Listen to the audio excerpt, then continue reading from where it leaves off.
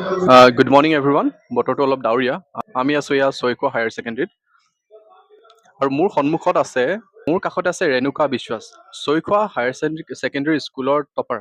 Topper means আটাইতকৈ বেছি percentage তাইয়ে পাইছে, ৰেণুকা বিশ্বাস। কিমান পাইছা তুমি এবাৰ? 92.4 92.4। তাই পাইছে 92.4। আৰু ৰেণুকা বিশ্বাস, তোমাৰ ঘৰ ক'ত আছিল? মোৰ বিচনীমুখ খেৰবাৰী। ইয়াৰ পিছত এবাৰ কি পঢ়িম বুলি ভাবিছা? বিএ কৰিম। BA কৰিবা। তাই আৰ্টছৰ পৰা 92.4% পাইছে আৰু ছয়খোৱা হায়াৰ ছেকেণ্ডেৰী টপাৰ হয়। আৰু তোমাৰ ঘৰত কোন কোন আছে? মোৰ মা, দেতা, বাই, ভণ্টি, ভাইটি আৰু মই। মা, দেউতা, ভণ্টি, ভাইটি আৰু তোমাৰ মই এটা খবৰ শুনিছোঁ, দেউতা তোমাৰ লগত নাথাকে কিয়? মানে ফেমিলি প্ৰব্লেম ধেৰ আছিলে। মাৰ লগত মানে সদায়ে কাজিয়া ঝগড়া, মদ চদ খাই মাৰে পিটে, সেনেকুৱা মানে বহুত প্ৰব্লেম হ'ল। তেতিয়া মই মেট্ৰিক দিবলগীয়া, আচলতে আমাৰ মেট্ৰিক পৰীক্ষা তেতিয়া আৰম্ভই হোৱা নাছিলে। তো তেতিয়াই গুচি গ'ল আমাক এৰি পেলাই। তাৰপিছত মাজে মাজে ফোন কৰিছিলে, কাজিয়া ঝগড়া হয় মা দেউতাৰ মাজত। তেতিয়াৰ পৰা আৰু এতিয়া ফোন চোন কৰাই নহ'ল। মানে বেলেগৰ মুখৰ পৰা শুনিছোঁ বেলেগত বিয়া পাতিছে নেকি। খালি আমি ভালকে নাজানো, মানে শুনাটো শুনিছোঁ। এতিয়া আমাৰ লগত একো কানেকশ্যন নাই।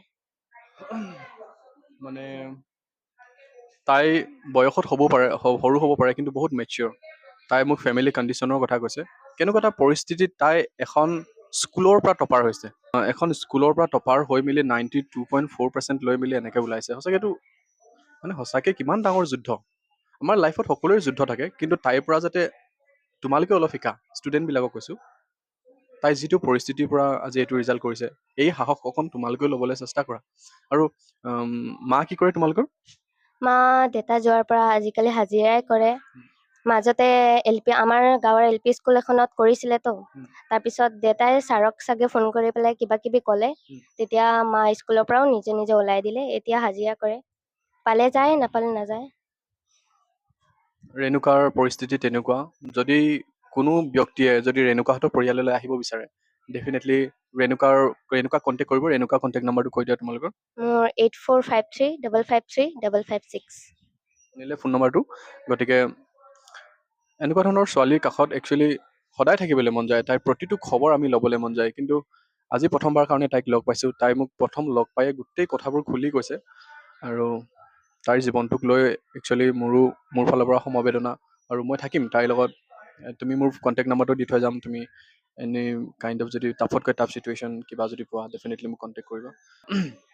আৰু কিমান সময় পঢ়িছিলা তুমি? মই হোষ্টেলত আহিছিলোঁ ফাৰ্ষ্ট ইয়াৰৰ পৰা। তেতিয়া মানে সন্ধিয়া সময়ত চাহ তাহ খাই মেলি প্ৰাৰ্থনা কৰি পঢ়োঁ। তাৰপিছত 9টামান বজাত ভাত দিয়ে, ভাত খোৱালৈকে পঢ়োঁ। তাৰপিছত ভাত চাত খাই অলপ আৰাম কৰি মেলি তাৰপিছত 11টা 11:30 আৰু কেতিয়াবা পঢ়িব মন যায়, তেতিয়া 12টা 1টা হয়গৈ। আৰু পঢ়িব মন নগ'লে নপঢ়োঁ, এনেই থাকোঁ। মানে মন গ'লে মই ভালকৈ পঢ়োঁ। তেনেকুৱা। আৰু ইয়াৰ পৰা কিমান দূৰ হ'ব তোমালোকৰ ঘৰ? 7.5 কিলোমিটাৰমান হ'ব। কিহেৰে আহা তুমি? প্ৰথমতে চাইকেলেৰে আহিছিলোঁ, তেতিয়া ৰাস্তা বেয়া হৈছিলে। এতিয়া এইবছৰ হৈছেহে, ৰাস্তা বনাইছে নতুন। এতিয়া অহা যোৱা ভাল কৰিব পাৰি, মানে যাতায়াতটো ভাল হ'ল। ডাঙৰ হ'লে কি হোৱাৰ সপোন তোমাৰ? মোৰ IAS হোৱাৰ সপোন। IAS হ'বলৈ তুমি কি পৰীক্ষা দিব লাগিব জানা? UPSC। UPSC ফুল ফৰ্ম ক'ব পাৰিবা? নোৱাৰা। UPSC হৈছে union public service commission. All over ইণ্ডিয়াৰ ভিতৰত আটাইতকৈ ডাঙৰ এডমিনিষ্ট্ৰেটিভ এখন মানে বিষয়া চিলেকশ্যন কৰা board. UPSC union public service commission. তাৰ টপ ৰেংকৰবিলাকে IAS, ছেকেণ্ডবিলাকে IPS, থাৰ্ড ৰেংকৰবিলাকে এনেকৈ IRS, তেনেকুৱা ধৰণৰ ৰেংক থাকে। তাৰপিছতে তুমি ভাল এজন প্ৰশাসনিক বিষয়া হ'বলৈ বিচাৰা, পাৰিব। তাইৰ যিটো ধ্যান ধাৰণা, তাইৰ মনত যিটো সাহস, ডেফিনেটলি এনেকুৱা ছোৱালীবিলাকেই পাৰে একচুৱেলি। গতিকে তাইৰ সপোন বাস্তৱ হওক। এজন IAS বিষয়া বুলি ক'লে বহুত ডাঙৰ। DC হ'বা। কি হ'বা? DC। য়েছ। ডিষ্ট্ৰিক্টৰ দেউতাক। ঠিক আছে, এখন ডিষ্ট্ৰিক্টৰ পিতা বাৰু। আৰু পঢ়াৰ বাহিৰে কি কৰা তুমি? মই ড্ৰয়িং কৰি ভাল পাওঁ। ড্ৰয়িং কৰা। আৰু মাক কেতিয়াবা কামত সহায় কৰিবলৈ তুমিও বেলেগত কাম কৰিব লগা হয় নেকি? নাই হোৱা আজিলৈকে, মায়ে নিদিয়ে, বুলি কয়। এই স্কুলৰ ছাৰ বাইদেউসকল কেনেকুৱা? বহুত ভাল। চবেই মানে মোক এপ্ৰিচিয়েট কৰিছে আৰু মোক সকলো ক্ষেত্ৰতে সহায় কৰিছে, আগবাঢ়ি যাবলৈ প্ৰেৰণা দিছে মোক। চবেই উম, মানে নিজৰ দেউতা নাথাকিলেও এনেকুৱা ফিলিংছ নাহে? উম, যদি কেতিয়াবা ফিল কৰিছোঁ চবে মোক মানে পুৰা সাহস দিছে যাতে মই সেইটো অনুভৱ নকৰোঁ।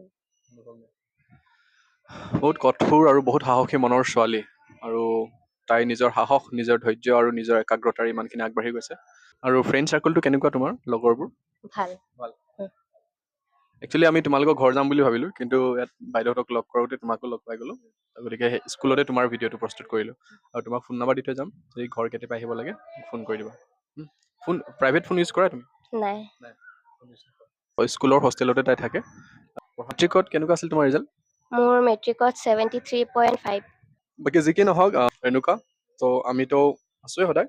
তুমি মন সৰু কৰিব নালাগে। কি কৰিব নালাগে? মন সৰু কৰিব নালাগে।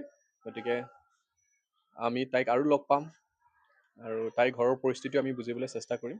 গতিকে আজিৰ ভিডিঅ'টো ইয়াতে সামৰণি মাৰিছোঁ, আৰু ৰেণুকাৰ কাৰণে সকলোৱে যাতে ছাপোৰ্ট কৰে। Kindly share the video'. Thank U.